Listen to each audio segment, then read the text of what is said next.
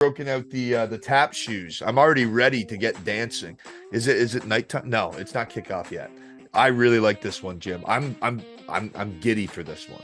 Well, I'm not one to tango, but this is saucy. I got the same one as you. What's going on, Monkey Night Fight faithful? I'm Connor Rowntree. That's Jim Coventry. It's Thursday Night Football. We got the band back together. We got a fun one tonight. I'm not going to lie to you. I'm pretty pumped up. San Francisco visiting Seattle. Nothing like a little smash mouth football. Jim, how are we doing this week? Oh, it's week 15. It's fantasy football playoffs. It's crunch time for the NFL team. Connor, we are ready to crush this one. We are going to have some fun today. Oh, yes, we are, baby. Yes, we are. And I love that you brought it up. It is playoff time in fantasy football. So, well, a lot of people are going to have Geno Smith going tonight. So we're definitely going to break down Geno Smith. We're going to break down all those key players for you. I've got some good Ty Lockett information. We've got DK Metcalf to talk about. And those are just the Seahawks. Let's not get, well, we're going to get into Christian McCaffrey. Deebo Samuel done for the year. So we'll hopefully come up with maybe a receiver or two tonight to fill in your fantasy gaps. And obviously a lot of quarterbacks went down last week in fantasy. So maybe if you're looking for Geno Smith, or dare I say, Brock Purdy, 24 fantasy points last week. All right, Jim, let's jump into it. And why not get into it with some quarterbacks here on Monkey Night Fight? So we've talked about Geno Smith, right? Geno Smith is now a known commodity. He was not coming into the season at all. And now he's this quarterback that is statistically great. Receivers are dropping some passes. I can't believe I saw DK Metcalf drop last week on a crucial first down. That one stung.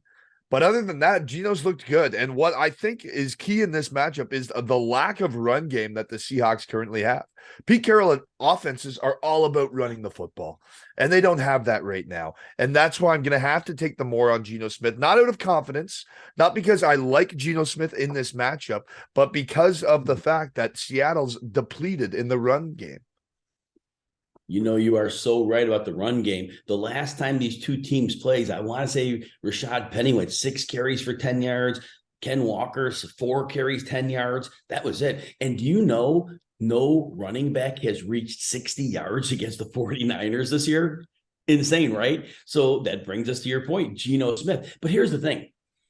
Nick Bosa sacked Geno Smith twice in week 2. In that week 2 game, and honestly, I don't know the 49ers were playing worse back then. I think they might be playing better right now. They held Geno Smith to 167 yards, 197 yards, 24-30. So his completion percentage was great. No touchdowns, 1 pick, and like I said, 197. So that was interesting. And the game script is one in which they should have been able to chase, but the 49ers just made it miserable with their pass rush. And the problem is against San Francisco, if you have to become one-dimensional, they win. They have you.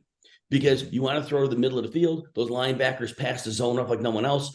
They're able to bracket an outside receiver. So I'm concerned here. And we know the 2 rookie tackles for the Seahawks have worked out very well. But their pass protection per Pro Football Focus is middling. And now they have this top 10 pressure rate team.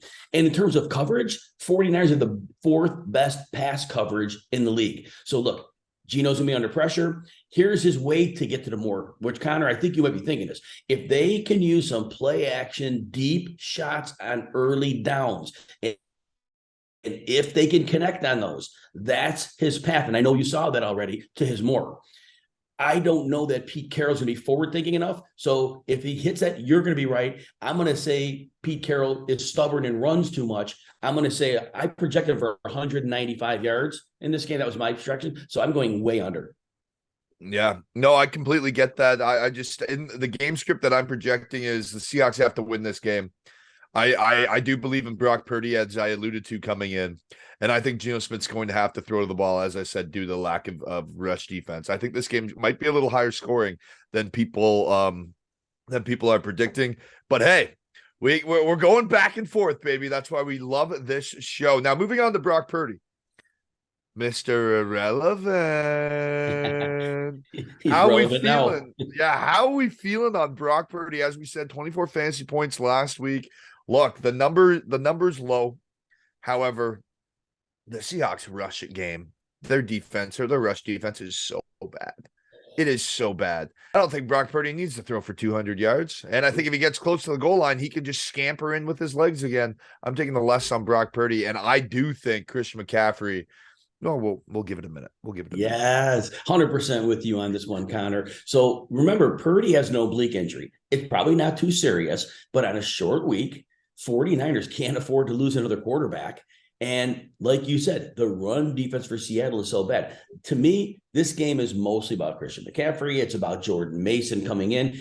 I don't know that Purdy throws 20 passes in this game. If he had to, it would be fine because Seattle's bottom 6 pressure rate, 49ers pass protect at a top 7 rate. So he would have time to throw. But I don't see that being the scenario. So I'm going to completely agree with you. Run. I projected Purdy at 175 yards, so fairly comfortably less. Yeah, no, I'm completely with you on that one. And it's for me, it's because of the projected game script, and it has CMC written all over it, boys. If we can pull up any CMC props that you have right now, because he's going to smash them all. 22.5 fantasy points. Give me the more. Whatever his rush line is, I think it was 80.5. I've seen 75.5. Give me the more.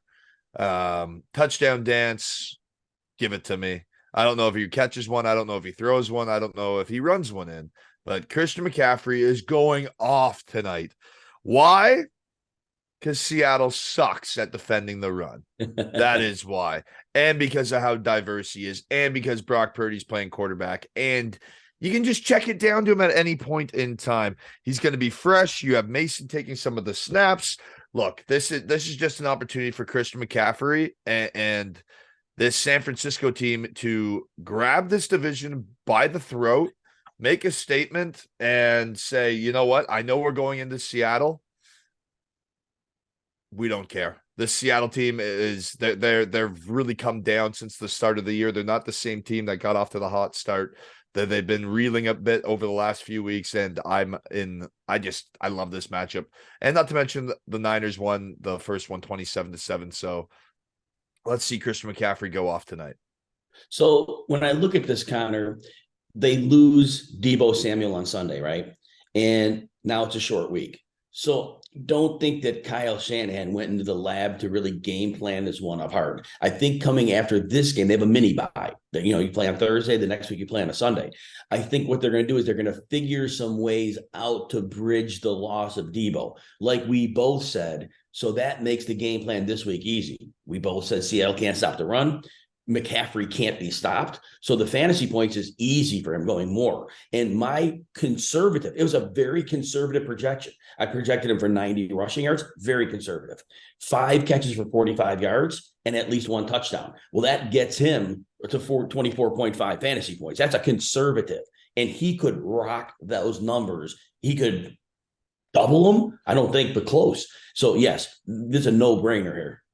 Yeah, especially with MKF too and his role as a receiver. Remember, everyone that's tuning in, MKF full PPR, 1 point for every reception. So a little bonus action on that. Now, skill position players. One guy that we have to talk about, at least I really want to bring up, is Tyler Lockett. Tyler Lockett he's rolling right now, ladies and gentlemen. He has put up touchdowns in, I believe, 5 out of his last 6 or 6 consecutive. 6 straight, I think. I think it's 6 straight. 6 consecutive touchdowns. Holy smokes, the line 64.5. And as I said before, so Jim may have a little pushback to this, but I'm seeing Geno Smith. I know what San Francisco is. We know what San Francisco is, with or without Deebo. They have a new Deebo in CMC. They're going to be able to put up points. I think Brock Purdy may give them more at quarterback than Jimmy Garoppolo gave them. That's a conversation for a different time. But I think they are a better team. So I think Geno Smith's going to have to throw the ball. He's going to have to throw the ball to Tyler Lockett in the red zone, down the field. And I think Lockett can break a few big plays. So I like the more here on Ty Lockett. So when we look at Lockett, and the number on him is 64.5, I see right there, correct? Yes. So these teams met in week 2. Lockett caught 9 of 11 targets, 107 yards. So Lockett is in the best position of these Seattle receivers. Like you mentioned, game script probably necessitates them trailing, they will need to throw. Again, I made a very conservative projection for Lockett, and it was 6 catches for 70 yards. Well, that's 6 yards to the more already. And that's a conservative projection. I could see that going 85, 90, 100 yards. So, yes, clearly going more here. Yeah, no, I think as I said coming into the show, I love Ty Lockett. I think he's a great matchup tonight, especially out of the slot, as you alluded to. Now, Brendan Ayuk is an interesting one because I just don't see. I see the volume going up, right? That's obvious. Deebo Samuel out, the target share is going to increase. That's simple math. However, in a matchup like this where Seattle is literally one of the worst run defenses in the league, and you have one of the most explosive backs now coupled with a guy that can bruise for a couple of yards, man, I don't see Ayuk being needed for 53.5. I have his number coming in right around 45. I have 4 receptions for 45. I think Purdy gets him the ball. I just don't think it's going to be in downfield situations underneath 3rd and 5s, 1st and 10s, just little gains. I see a lot of little gains from Brendan Ayuk. You're going to laugh when I give you my projection in a moment, but I'm going to make you wait it out. So, yes, no, you'll like it. You'll actually like it. So I'm a little conflicted. As I surmised, with the short week, I don't think Kyle Shanahan's going to go into the lab. But if he does, when Ayuk was a rookie and Deebo Samuel missed time, Ayuk was moved into the Deebo receiving role, not the running back part of it. And he was ripping it up down the stretch that year. It was literally like those quick hitters at the line where he was schemed into space, and it was just oodles of yardage. But as I said earlier, I don't think he's going to do it on a short week. If this is a Sunday game, I would think so. Thursday, we said it earlier. I think the game plan is McCaffrey. So, but I want everybody to understand that if Shanahan cooks that up, the potential's there. Now, Ayuk did play them in week 2 with Jimmy Garoppolo, 8 targets, 5 catches for 63 yards. So a decent outing here, right? Now, Brock Purdy's 2 games. He threw 37 times against Miami. Deebo posted 46 yards on 5 catches. Last week, we had that great play by Ayuk that got him to 57 yards. It was only 3 targets, though, and Purdy threw 21 times. My projection is right where yours. I have 1 less catch. I have 3 catches for 45 yards because I don't think they'll need him here. Isn't that hilarious? So we're going less. Wow. Okay. I'm done sweating. I can loosen up again. All right. Well, we get the same number. Honestly, maybe that just could be a prop to attack. There's got to be someone that's just like, hey, 45 exact yards. Let's see it. Let's make it happen. All right. It's time for fun. Touchdown dance time, baby. I think both of us have kind of alluded to the first 2. I think we're both going to have CMC, and I think we're both going to have Tyler Lockett. Now, I think it really depends on which team you think is going to win this football game. And that's where your next pick is. I have the 49ers, as I said, and if they do choose to pass, they need to mix it up on the goal line. They have an awesome tight end named George Kittle. And that is the touchdown dance. And that is a touchdown dance. I don't like it's Thursday Night Football. We've been shut out on the touchdown dance before. I like my touchdown dance. As a matter of fact, I've already broken out the tap shoes. I'm already ready to get dancing. Is it nighttime? No, it's not kickoff yet. I really like this one, Jim. I'm giddy for this one. Well, I'm not one to tango, but this is saucy. I get the same one as you. Now, if you want to make it really interesting, I know. Thanks, man. Appreciate that. Anyway, I usually don't bring the jokes. You just bring the content, right? The Sauce Gardner, baby. Yes. So if you want to get a little bit crazy with one, I could see Kyle Juszczyk scoring. When they get down close, he is a wild card. But I'm with you. Mine is McCaffrey, Kittle, and Lockett. But again, if you want to get crazy, Kyle Juszczyk does get usage in the red zone. Yeah, no, and he also gets usage in short yardage situation. When I was taping this week, he, I believe it was a 3rd and 1, but he converted a 3rd and 1 or a 4th and 1 just last week. It might have been 2, but again, he does get that usage in short yardage, and it was recent. So obviously, those are the touchdown dance. And before we get out of here, Jim, and before I get off our Thursday Night Football projections. There's a little situation going on in Houston that I just have to pick your brain about, and it's their quarterback situation. It is playoff week, and a lot of websites, including Yahoo, have Jeff Driscoll listed as the tight end. So you could potentially start 2 quarterbacks. What is your thought on getting Jeff Driscoll into a fantasy lineup this week? Boom, wild card question. That's why Well, we it tune in. depends on your options. We know how sketchy tight end can be outside of the top 10. I would start somebody like Cole Kmet over him.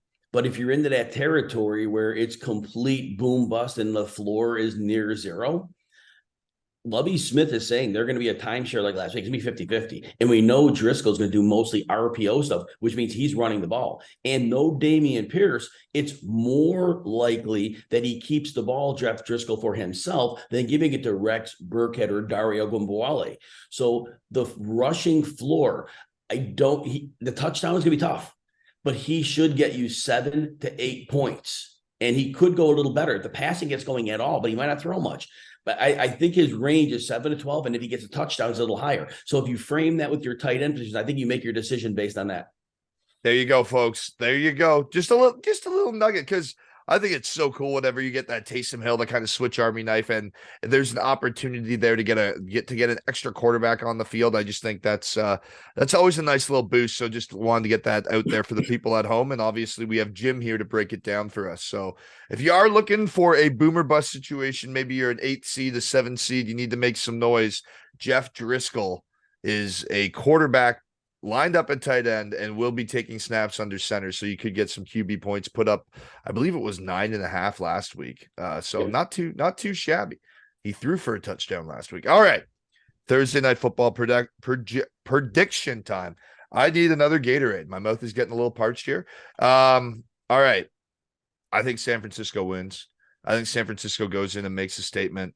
I think it's going to be 24-14 49ers. Man, we are scary close again. I mentioned earlier, no running backs hit them up for 60 yards to 49ers. Nobody's gotten there.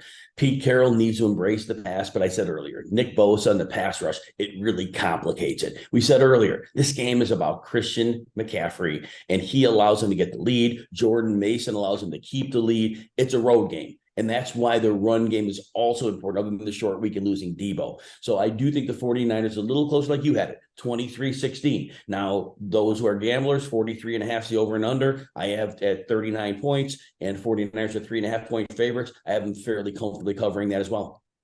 Yeah, no, I do like the Niners to cover. I think the under is always a good play in the divisional football game, especially on prime time when there's playoff implications. However, there's just a few too many holes for me to feel as comfortable with that as a dash 3.5, or as we could say, a monkey knife fight. Christian McCaffrey line. I'm so jacked up for anything Christian McCaffrey on MKF tonight. Jim, let the people know where they can get all your great content.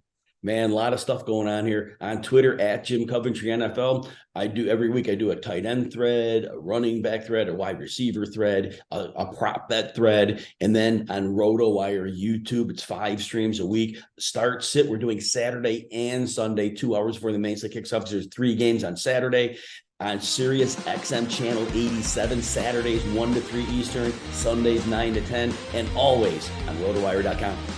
All right, folks, that's it. There's all the great information. I don't want to go. We just got back on the show, but we'll see you next week. We'll be back at it then.